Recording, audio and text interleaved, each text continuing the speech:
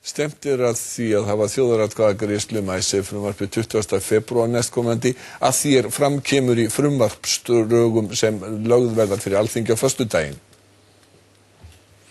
Í ljósi atburða gærdagsins þarf Alþingi sem fyrst að afgreiða frumvarp þjóðaratkvæðagreiðslu. Drög að frumvarpi liggja þegar fyrir og stefnt á Alþingi fjall það á föstudaginn.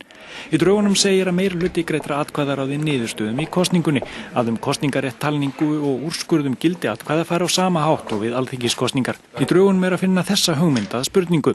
Eiga lög númer X6 breytingu á lögum númer 96/2009 heimild til handa fjármálaráðherra fyrir hönd ríkissjóðs til að ábyrgjast lán tryggingarsjóðs innistæðueigenda og fjárfesta frá breska og hollenska ríkinu til að standa straum af greiðslum til innistæðueigenda hjá Landsbanka Íslands HF sem Alþingi samþykkti en forseti synjaði staðfestingar að halda gildi sínu. Svarmöguleikar sem kjósendur geta valið eru já, þau eiga að halda gildi eða nei, þau eiga að falla úr gildi.